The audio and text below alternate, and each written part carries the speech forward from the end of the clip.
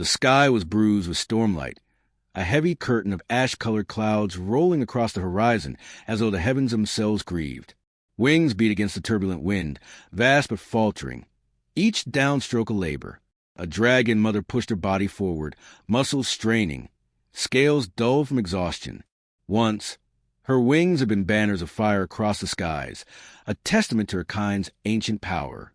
Tonight they were torn sails, ragged against a gale. She carried more than her own weight.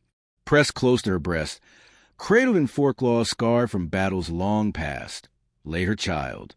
The hatchling shivered, small against the immensity of her frame, its scales a pale, sickly shimmer instead of the radiant sheen they should have been. Its breaths came shallow, labored, sometimes catching as though the lungs themselves forgot their rhythm. She felt the life flickering within it like a candle guttering in the wind. Every wing beat drove a fresh tremor of fear through her bones. She could not lose him. Not this one. Her kind would call her weak for this desperation. Dragons had survived on pride and power since before the first humans scrawled on stone. To show frailty was to invite death. To seek aid from another race was blasphemy. Yet she no longer cared. Pride could not warm the fading body she carried. Tradition could not reignite the spark flickering inside her child's chest. In a world of ancient rules and sharpened teeth, her instinct screamed louder than any law. Protect him at any cost. The mountains slipped beneath her, jagged ridges clawing at the low clouds. Far to the east glimmered the lights of human settlements, a smear of fragile constellations on the ground. Once she would have veered away, scorning their fire pits and crude forges. Now she angled toward them with a desperate resolve. Among them lived one who did not fear the unnatural, a man whose name whispered even into the reaches of dragonkind. They said he mended broken things, be they machines, bones, or creatures. She had scoffed at such tales once. Now, hope was her only fuel. Her wings buckled as the storm tore another thread of strength from her. She let herself descend, spiraling, until the ground rose in a rush of rain-slicked stone and dark earth. She struck hard, claws gouging into the soil, tail whipping as she fought for balance. The hatchling whimpered weakly in her grasp. She folded her wings over him as though her body could shield him from everything the world might throw. The human was near. She could smell the oil, the smoke of controlled fire, the tang of forged metal that clung to this place. Ahead, nestled between two weather-beaten cliffs, stood a crooked structure half stone, half steel, its chimney coughing pale smoke against the storm. Light flickered through narrow windows, steady despite the wind. She lowered her head, nostrils steaming, gaze locked on that door. Her heart rumbled inside her chest, a sound that was half growl, half plea. Inside, the man worked with his usual solitude. His workshop was a patchwork of order and chaos. Rows of neatly stacked tools beside half-dismantled machines, gears and wires spilling across benches as though the devices had bled their innards. He was tall but not imposing, his strength not in muscle but in precision of his hands and the patience etched into his face. His eyes, dark and restless, bore the mark of one who had seen too much of the world's cruelty.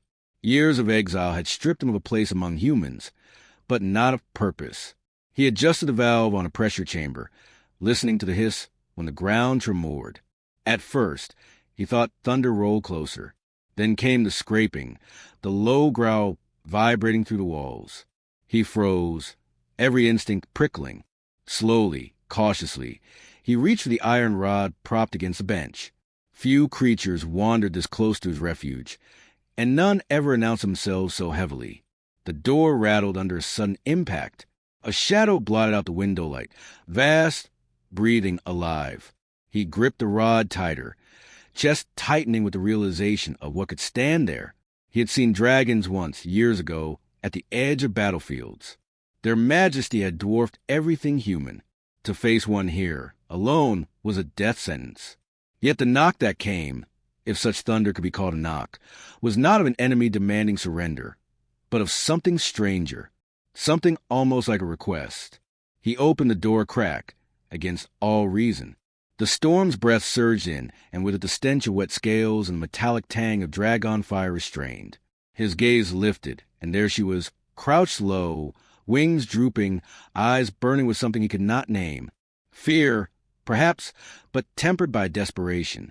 Between her claws, swaddled in trembling talons, lay a hatchling. Its small chest rose and fell unevenly, each breath a battle. He nearly slammed the door shut. Any other man would have.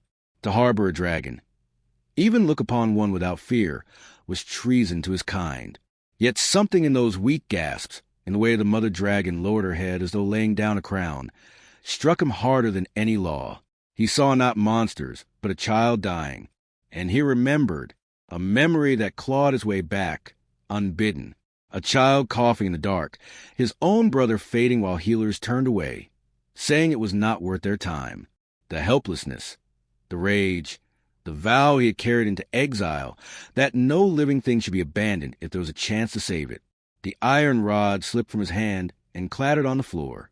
He stepped out into the rain. The dragon stiffened, a low growl rising in her throat. He raised his hand slowly, palms open, a gesture of peace. His voice, though unsteady, cut through the storm. "Let me see him." For a moment she did not move. Her golden eyes narrowed, weighing him as though she might snap his body in half for daring such words.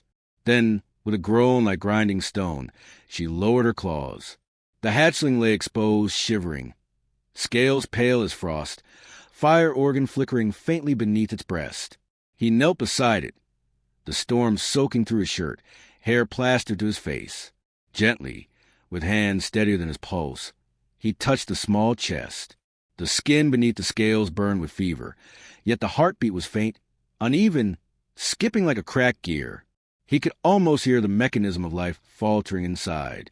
The mother shifted, a growl vibrating through the ground. "If you fail him..."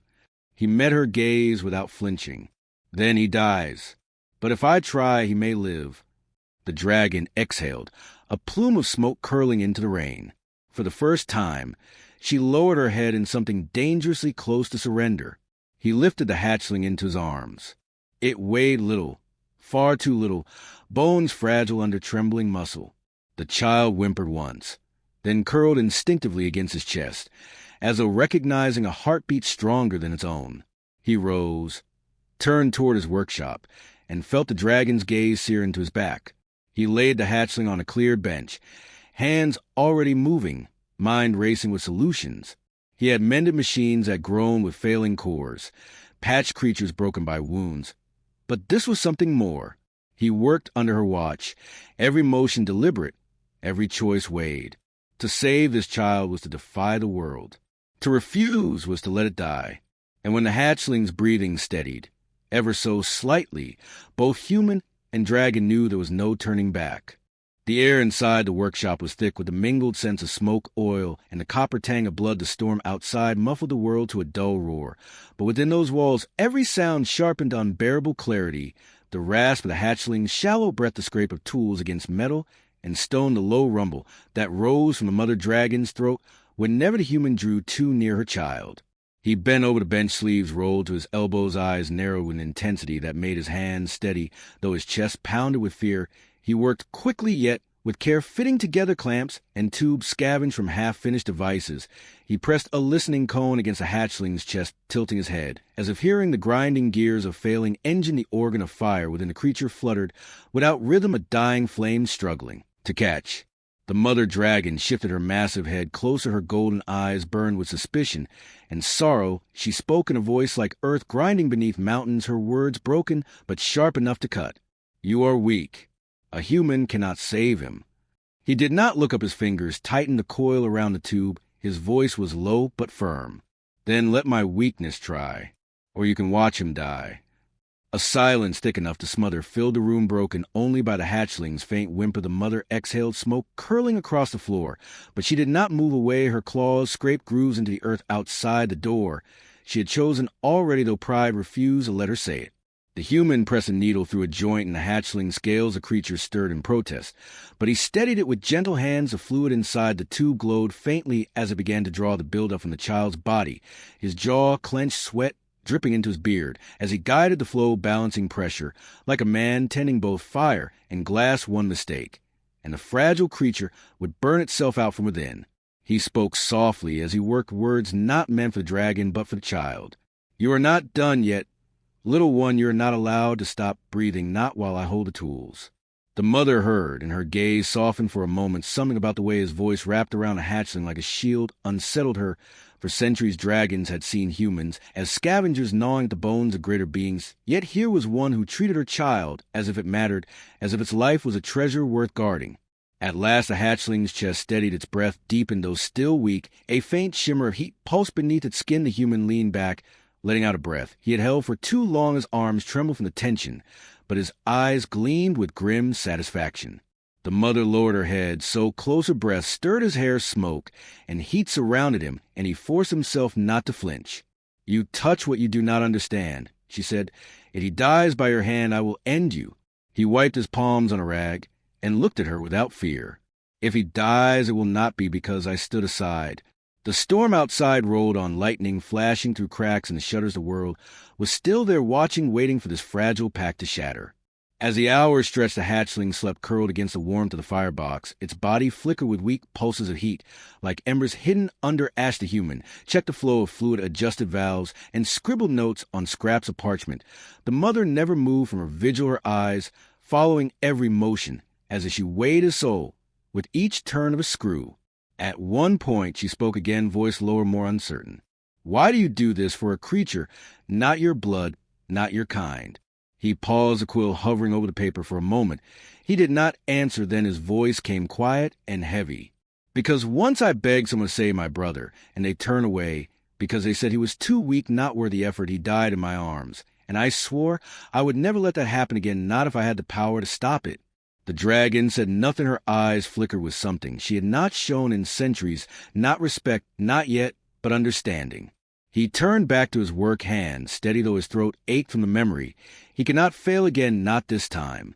Night bled into dawn, the storm eased, leaving behind a silence that felt more dangerous than thunder. The hatchling stirred, opening eyes clouded with exhaustion, yet still burning faintly. The human reached out and placed a hand over its chest, feeling the flicker of warmth growing stronger. He allowed himself to feint a smile. Then the sound came, distant but distinct, a horn echoing through the valley, cold and sharp. The mother lifted her head, nostrils flaring, smoke hissed. Between her teeth her voice was a growl. Humans, they come. The man's stomach tightened. He knew the sound too well. Patrols, searching for signs of forbidden things. No one came to this remote valley unless they had reason. He rushed to the door, peering into the pale morning light between the thinning mist.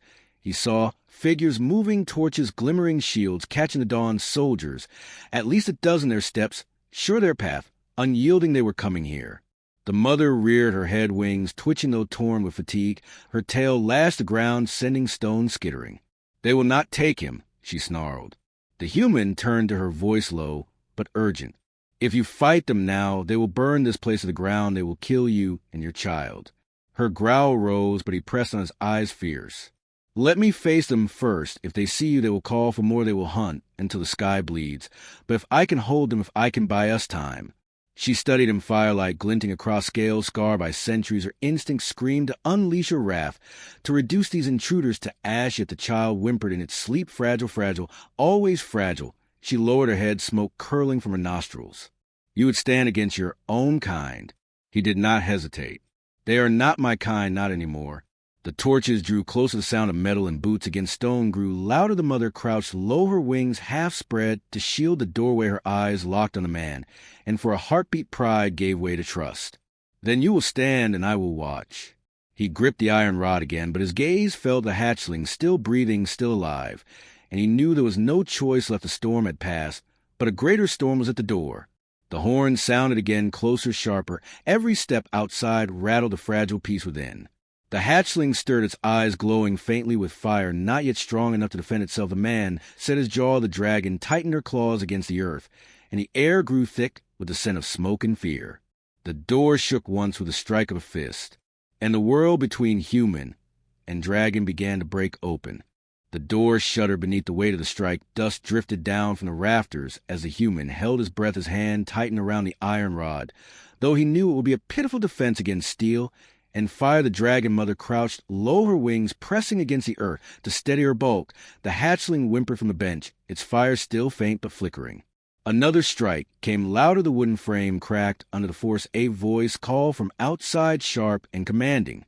Open in the name of the council. The man glanced at the dragon, her golden eyes narrowing into slits of fury. Her throat glowed faintly with gathering heat.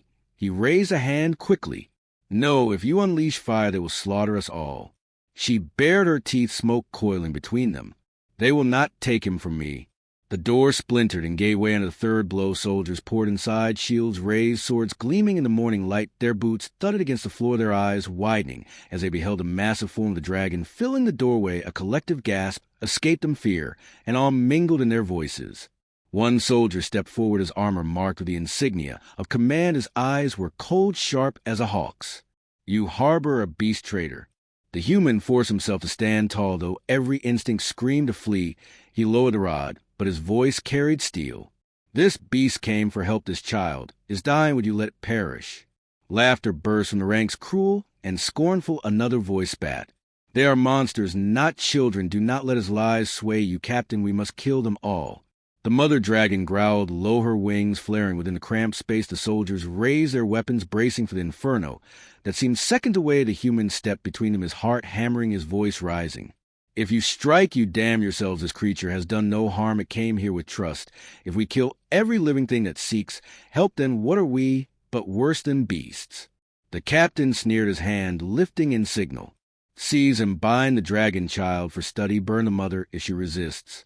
The order ignited chaos. The mother roared a sound that shattered glass and rattled the bones of every man present. Flames licked her throat, but before she could unleash them, her body faltered, weakened by exhaustion.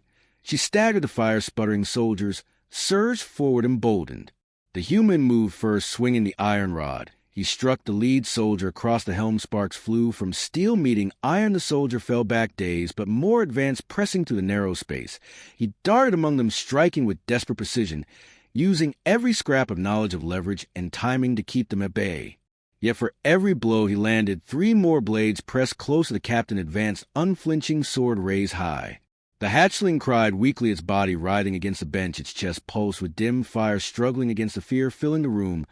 The mother dragged herself forward, claws gouging the earth to reach her child. Soldiers tried to force her back, stabbing at her flanks, but she swung her tail, sending 2 crashing against the wall. The captain lunged for the hatchling blade, poised to pierce its small chest. A human dove with a cry, his rod clanging against the steel. Sparks burst, and pain shot through his arms. The force drove him to his knees, but he refused to yield. He shouted, his voice raw. You will not touch him. The captain sneered, pressing harder. This thing will die either by my blade or in your arms. It makes no difference. Then the world shifted. A sound erupted from the hatchling, a piercing cry that vibrated like breaking stone. Its chest burst with sudden light. Fire roared from its mouth, raw, untamed, not yet controlled. The flame struck the captain square in the chest, hurling him back through the door. His armor glowed red as screams, lost beneath the blaze. The soldiers froze, shock flooding their faces. A hatchling staggered, upright, fire still spilling weakly from its jaws. The human shielded it with his body, though the heat singed the skin. The mother surged forward with a roar, her strength reignited by the sight of her child alive, fierce aflame. She swept her claws wide, scattering soldiers like straw. Her wings spread, shaking the walls with their might.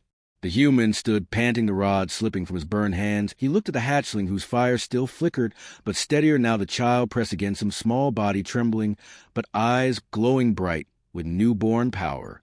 The mother bent low, her voice thunderous, yet carrying a strange reverence. He breathes, he fights, he lives. The soldiers regrouped, terror twisting into rage. One shouted, kill them all before the beast grows stronger. They advanced, but the mother dragon unleashed her full roar. A column of fire erupted from her jaws, blazing into the ceiling. Sparks rained down the roof, beams groaning. Under the force, the men faltered, their courage wavering in the face of raw, draconic fury. The human stepped forward, standing beside her, his voice hoarse but unyielding. If you strike again, you strike me first, and I will not move.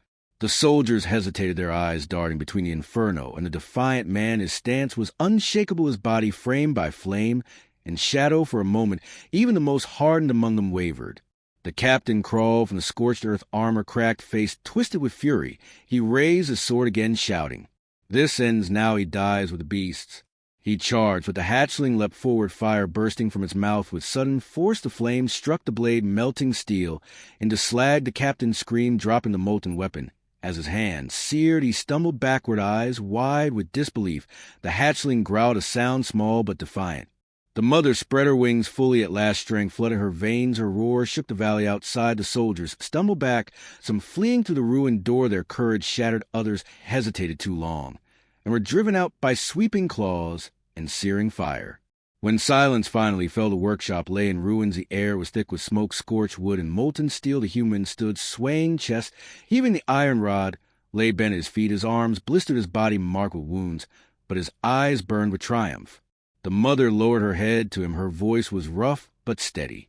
You stood, you shielded him when I could not, for that you are under my wing. The hatchling curled against the human's chest, small body still trembling, but alive. Fire glowed faintly within it, not fading this time, but steady like the first breath of dawn.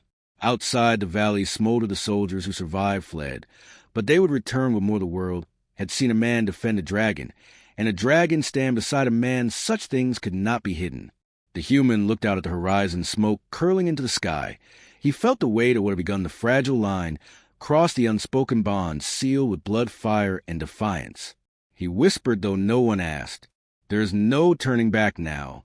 The mother dragon lifted her gaze to the rising sun. Her wings spread wide, though scarred. Her voice rumbled with something new, not rage, not grief, but promise. Then we walked together. The hatchling stirred, its eyes bright with ember light. The human felt its warmth against his chest, stronger than before. The bond was no longer fragile, it was forged in fire. And the world outside already stirred, waiting to answer the challenge. The valley lay silent, but the silence was fragile. Smoke curled from the shattered roof, and scorched timbers ash drifted on the morning air like snow. The human leaned against the ruined wall, his body trembling with exhaustion. His burns throbbed with every breath. His hands shook not from fear, but from the weight of what had passed. The dragon mother stood nearby, her wings folded tight around her child. Her golden eyes watched him with an expression torn between pride and grief. The hatchling pressed close against his chest. Fire flickered faintly within its body, steady but small. It looked up at her with eyes that glowed like twin embers. Its warmth seeped into him, soothing his pain. He had risked everything for this life, and in that moment he knew he would do it again without hesitation. But the world would not let them rest. The soldiers who had fled would not stay gone. Word would spread like wildfire through human land. A man had stood beside a dragon. A man had defied the law and shielded what all others called monster. The mother dragon lifted her head, nostrils flaring. Her voice rumbled low. They will return, they will not stop, until you are ashes and my child a trophy. The human nodded. His voice was hoarse but steady. I know they will not forgive this. They will call me traitor. They will call me worse. Her gaze pierced him, smoke curling between her teeth. You cannot stay here. He looked at the wreckage of his home, the place he had built with his own hands, the walls that had sheltered his exile, the forge that had given purpose to his broken years. Now it was nothing but ruin, a grave for his past. He exhaled long and slow. Then I leave it behind. The mother lowered her wings, extending one claw toward him, as though offering not command but choice. Come with us, human, walk where no man has walked for an age. Walk into the heart of the mountains. You have earned a place beneath my wing. The word struck him harder than any blade. To live among dragons, to cross the boundary that had stood for centuries. It was unthinkable, yet when he looked at the hatchling press against him, breathing life into his arms, a decision was already made. He would not abandon the child now. He would not abandon the mother who had trusted him when pride told her not to. He met her gaze and spoke with quiet conviction. I will come. The dawn stretched across the peaks, painting the clouds in crimson and gold. The dragon mother spread her wings wide, scarred but unbroken. She crouched low, her massive frame bowing before the man, not in submission, but in acknowledgement. Then climb, human, for the sky waits for us. He gathered the hatchling close, its warmth glowing against his chest. With cautious steps, he placed a hand upon her scales. They were warm, rough, scarred with battles untold. He climbed her side, gripping where ancient plates overlapped, until he settled between her shoulders. The hatchling curled against him, its body pressed close to his heart. The mother launched into the air. Her wings beat once, twice. Then the ground fell away. The ruined valley shrank. Beneath them the smoke, rising like a farewell, they soared into the open sky, the wind tearing through hair, and scaled the sun blazing on the horizon. For the first time in years, the man felt weightless. He felt free. But freedom was not safety. Ahead lay danger beyond imagining, dragons who might see him as an intruder, humans who would call for his head. He knew this path was perilous, yet he also knew it was the only path left. As they rose higher, the hatchling stirred, its small head lifted, and it released a thin stream of fire into the wind. The flame danced bright against the dawn, not wild, not failing. But alive, the mother rumbled deep within her chest. He carries strength, now your hands have given it back. The man looked down at the child, his heart swelling. No, he carries his own strength. I only helped him find it. They flew beyond the peaks where human eyes could not follow, the mountains open into valleys of mist and stone great caverns glowing faint with the heat of ancient fires. The air itself shimmered with power. The man felt it thrumming through his bones. Other shadows rose from the cliffs, vast wings spread as dragons emerged one after another. Their roars shook the air, their eyes burned as they circled the intruder on the mother's back. The mother roared in answer, a sound that split the air. She declared her truth with fire and fury. This man stands under my wing. He has saved the blood of my blood. He is oath-bound to me, and I to him who dares deny it. The dragons wheeled their voices, a storm of disbelief. Some hissed in rage, others rumbled with unease. The man sat straight, though fear coiled his gut. He clutched the hatchling close, but did not bow. He had not bowed to the soldiers. He would not bow now. One massive dragon, black as obsidian, thundered forward, his eyes seared with contempt. A human among us is poison. Cast him down, or be cast down with him. The mother reared, her head flame bursting from her jaws. Her voice rang out. Then strike me if you dare, but know this, he stood when I fell. He shielded my child when none of you could. He fought with hands of flesh against steel and fire. He is more dragon than any who cower behind tradition. The air quaked with her roar. Silence followed. Firelight flickered across scales as the circle of dragons shifted. Their eyes fell upon the man. Some burned with hatred, others with doubt, but a few with something else, curiosity. The hatchling stirred as though sensing the judgment of its kin. It lifted its head from the human's chest and released a small but fierce roar. Fire spilled bright and clear. The circle gasped, for it was rare for one so young to unleash flame. With such strength, the hatchling pressed itself against the human again, as though claiming him before them all. The man raised his voice, though it trembled. He made it strong. I do not come as master or conqueror. I come because life should not be thrown aside. I come because your child deserved to live. And if that makes me enemy, then I will stand as one. But if it makes me ally, then I will stand with you. The silence deepened, then an elder dragon, silver, as moonlight rumbled. Perhaps the world shifts, perhaps the line between us is not stone, perhaps it is fire that can be shared. The circle broke into murmurs, some growled, some roared in denial. But the seed was planted. A man had been offended by one of their own. A hatchling had chosen him, and fire itself had answered. The mother turned her head to him, her golden eyes softer than they had ever been. They will never see you as one of them, but you are mine now, and under my wing none shall strike you. The man nodded, his gaze fixed on the horizon, where storm clouds brewed beyond the peaks. He knew war would come. Humans would march, dragons would rage. The fragile bond they had formed would be tested in fire and blood. But as the hatchling breathed warm against his heart, and the mother carried him to the endless sky, he felt no fear, only purpose. He whispered into the wind, words carried on the wings of dawn. This is only the beginning. And so the incredible unfolded, not the end of one world, but the birth of another.